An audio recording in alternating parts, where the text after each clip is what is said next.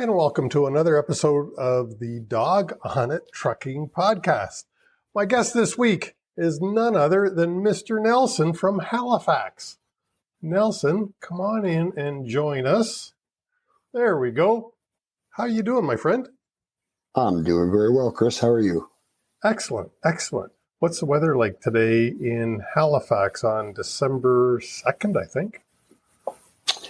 Well, I'd have to say in early December, it's a little bit of a rotten November kind of a day. It's rainy and spitty and a little chilly, but it's supposed to get better for the next 2 days. So we're always hopeful in the Maritimes for a change in the weather.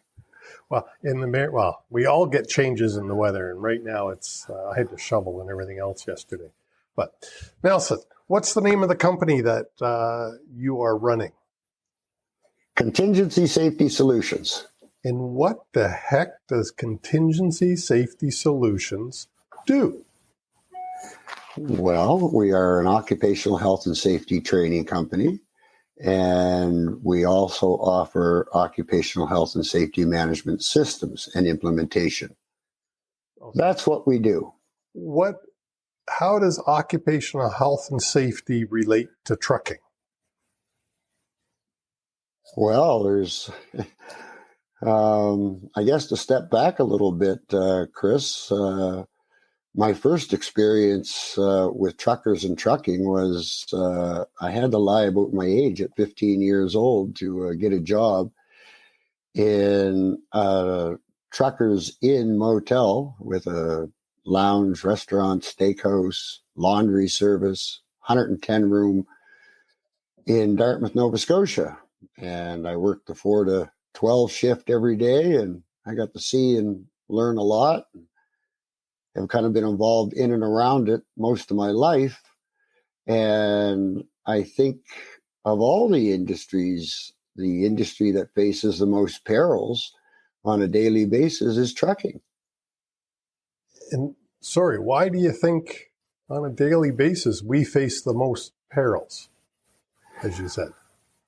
The most unknown things on the road in all conditions, oftentimes on the road too long. Historically, I think that's changing for the future and changing now. Trucking is a very difficult job. It is a difficult job. And with ELDs, either present or about to come, depending on the nature of the trucking company. I was just reading about the Ontario law that they proposed, and it looks like they're going to mimic the federal law almost word for word. So, and the feds are bringing ELDs in June of 2021. So, sorry?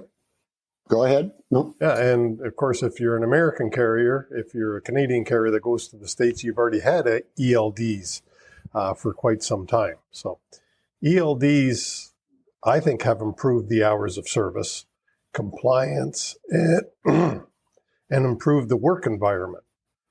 But still, truckers get hurt every day.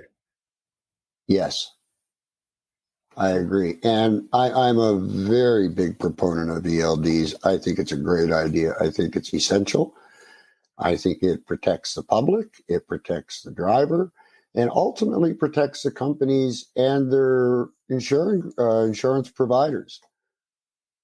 Well, for some reason, I don't know why, in the past, truck drivers have been measured by how well they can cheat and lie. And how tough they are.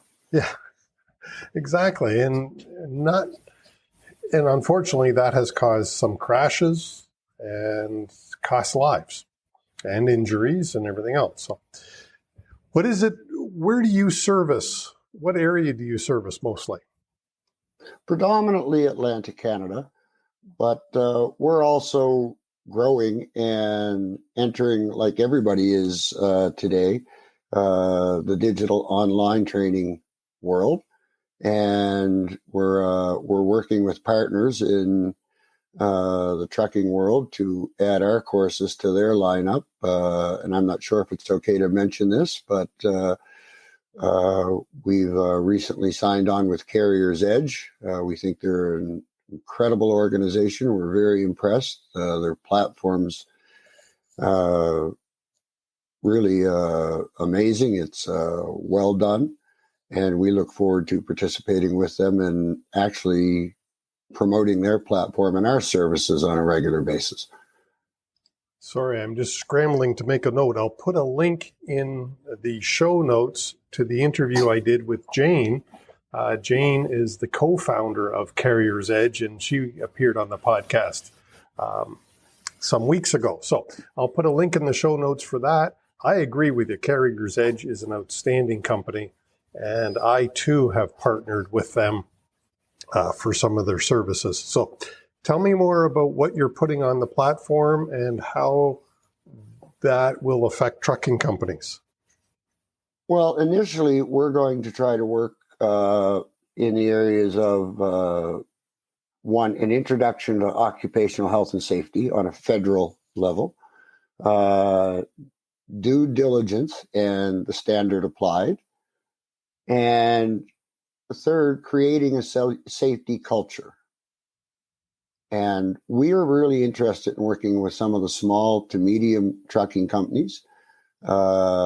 We believe that safety culture starts from ownership and management. If the owners and managers buy in and represent a positive safety culture, it permeates throughout the organization. It makes companies far more productive. It makes driver retention much higher. And if people are happy to go to work for their employer and feel safe, then to me, that's a positive that we can all work towards. Yeah, and I think that's something that has been lacking in the past in some trucking companies, certainly not in all, but you've got to be able to go to work and believe that your boss has your best interest at heart and that they truly want you to be safe and perform your job safe.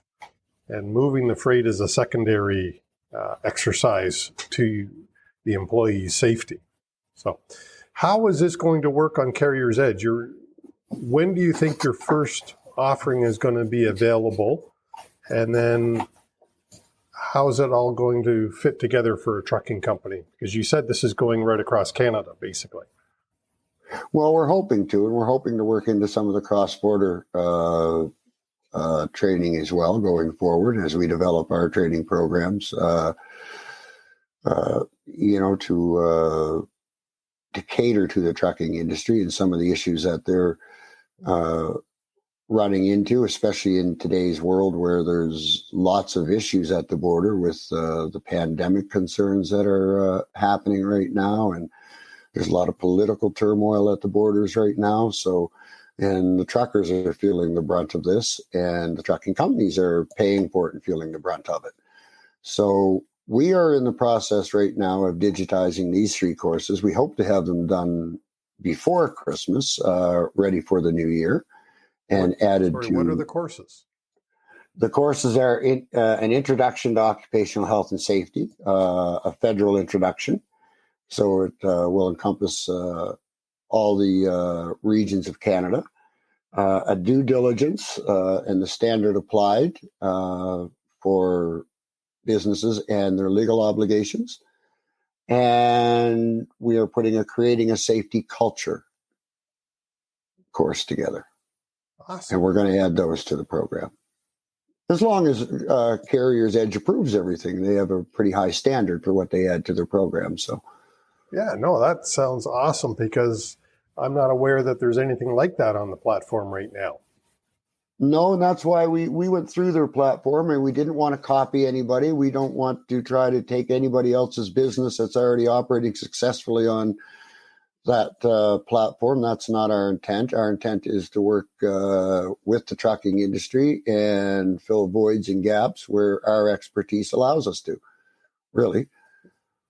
Yeah, so give us a suggestion. I just left a company yesterday that I think has a great culture. How do you build a safety culture in a company? Well, I think you start again back to ownership and top management, and you have initial conversations with those people to find out where their program is, how it works with the employees, whether it's interactive, whether it's progressive or updated. And I think one of the things that we concentrate on is communication from the front line workers in trucking and all industries with middle and upper management. So everybody's on the same page. And that is a learning and an implementation process. It doesn't happen overnight. I don't think it's a system that you can put in 3 months and have your insurers and the workers' compensation boards believe, or your workers believe that you really have a safety culture. I think it's something that has to be worked on and operated on every day, recorded. There needs to be tracking, and there needs to be ongoing training in various fields. Ongoing training for sure. And of course, not to promote Carrier's Edge, but that's one of the ways that truck drivers can receive ongoing training. But one of the areas that I see often not attacked, or for lack of a better word, just neglected, is the documentation of it all.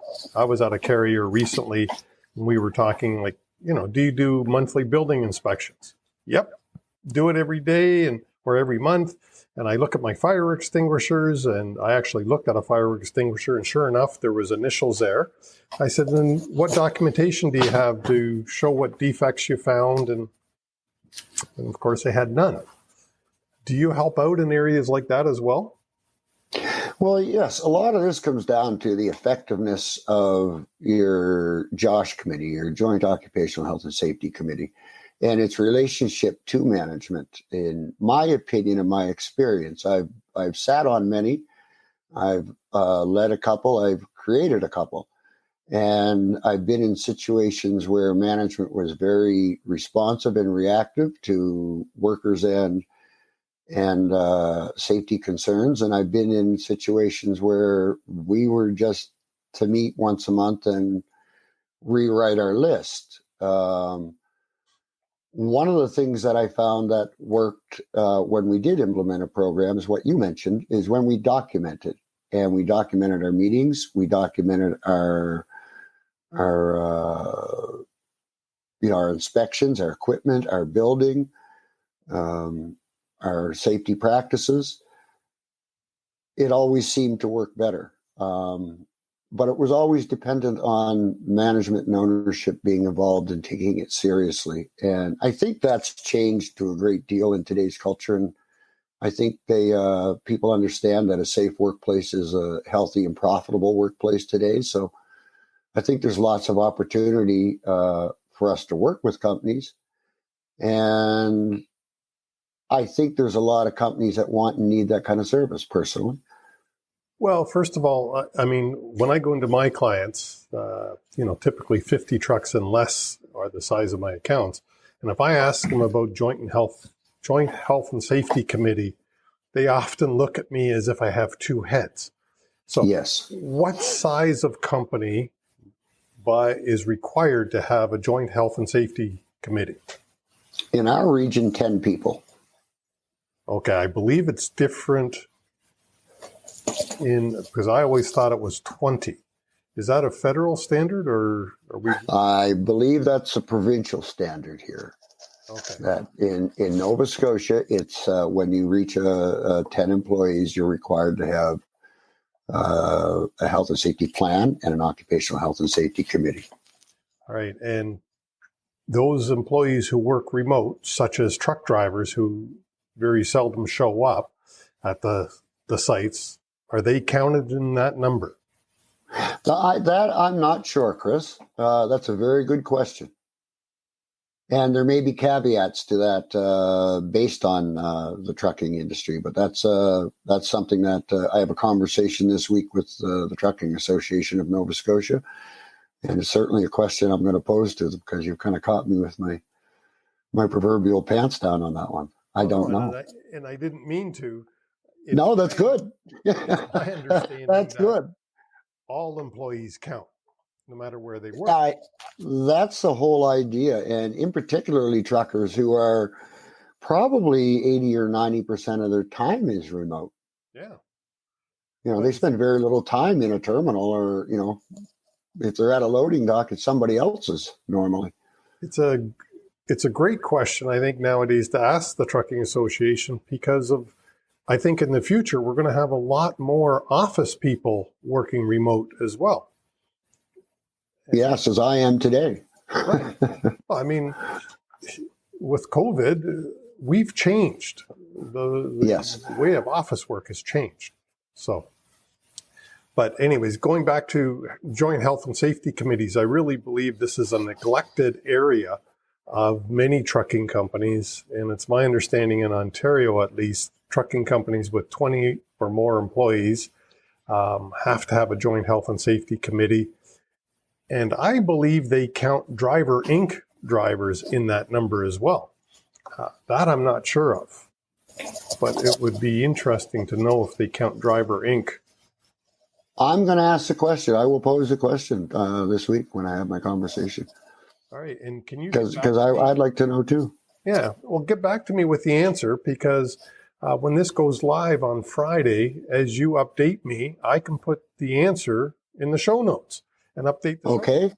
So I hope I can get us an answer by Friday. Well, it doesn't have to be by Friday, but as soon as you do get the answer, because this episode's going to live for years, I hope. I see. Yes. And you can add it to the right. And I can put it in the show notes. So, and I didn't mean to catch you, as you said, with your pants down, because God, I don't want to see that. No, it's not pretty anymore. It's just not. But no, I'm not sure of that either. My significant other, my wife of almost 35 years, she obviously thought so at one time, and I'm keeping her fooled, so I'm going to leave it at that. Okay.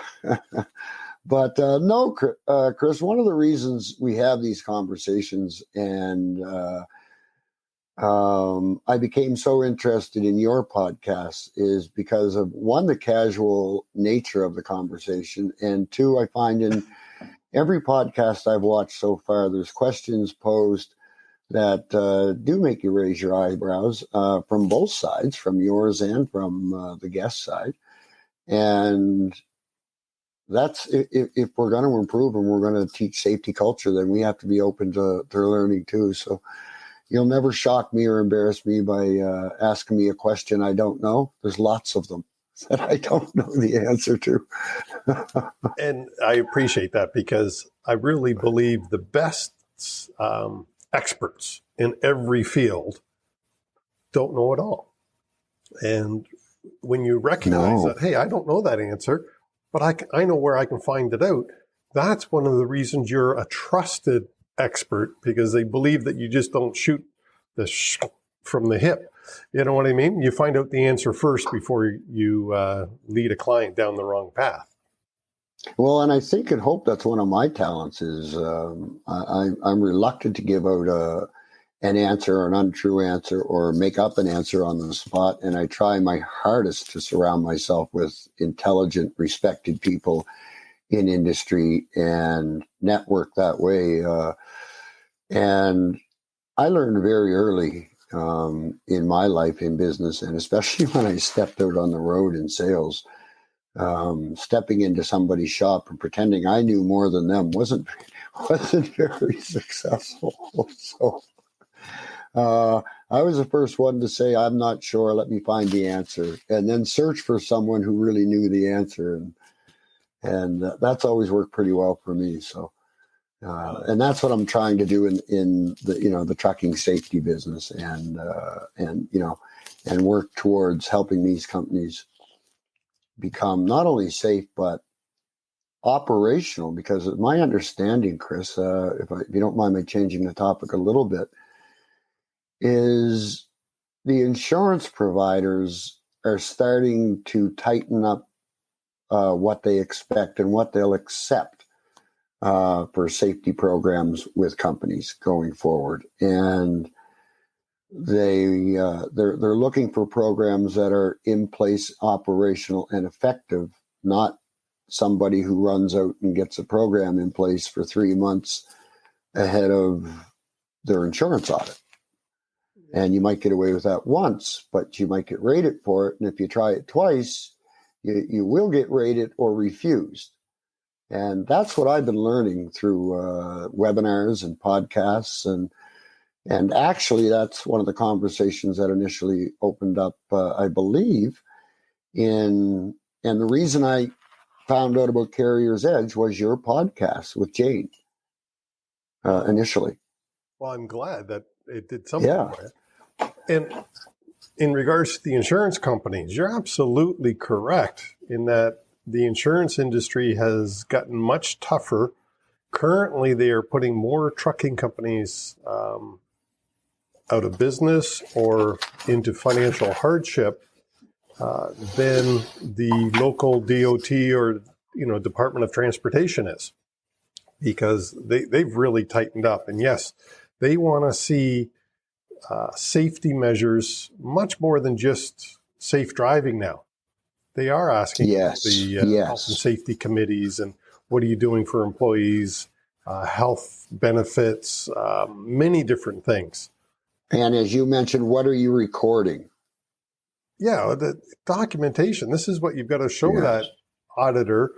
And some of the insurance companies, as you know, that's my background, is I used to be one of those fellas in the insurance company.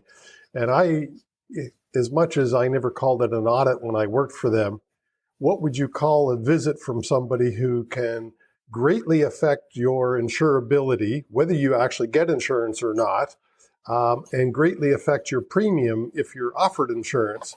What would you call that? I know some of the people, they call it a review, a visit. It's a flippin' you audit. You can call it what you want. It's scary and it's life-changing for these companies. And I think we can help alleviate some of it and prevent some of it. And that's what we're hoping to work towards. And we want to work in actually the exact same arena you do, Chris, the 50 trucks and smaller industry. I think some of the bigger companies are advanced in this area, or they wouldn't still be in business. They wouldn't be able to keep their trucks on the road or their drivers insured or retain drivers. I think it's just part of the evolution of the industry today.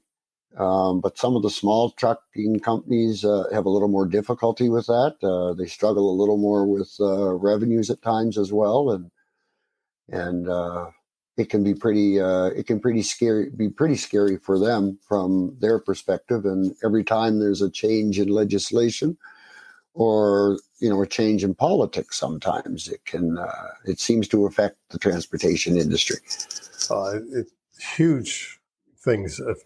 Almost everything affects transportation. I mean, look at how COVID has affected transportation. But I got to ask you a question. If you could give one tip to those small trucking companies of 50 and less, what would your piece of advice be?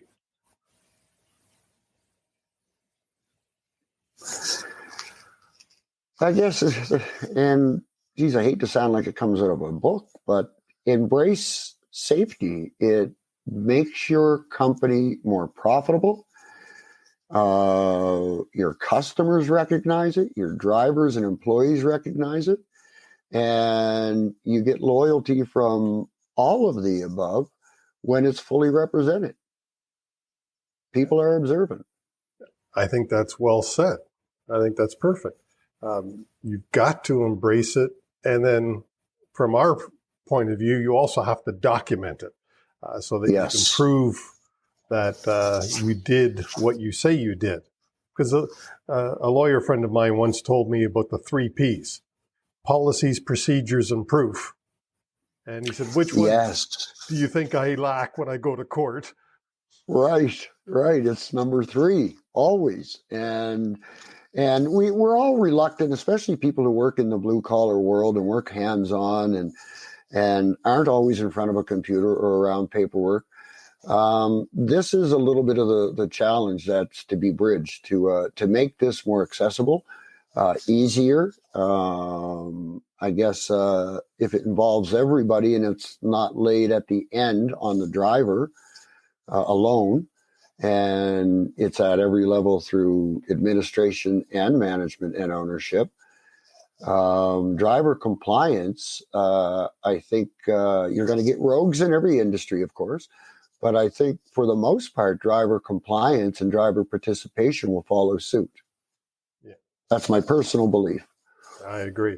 Now, for our listeners, I will put your contact info in the show notes below if somebody wants to reach out and get some advice on occupational health and safety committees, both in the Atlantic region, but even right across Canada. As you say, you can offer services to any Canadian corporation because you know the federal regs.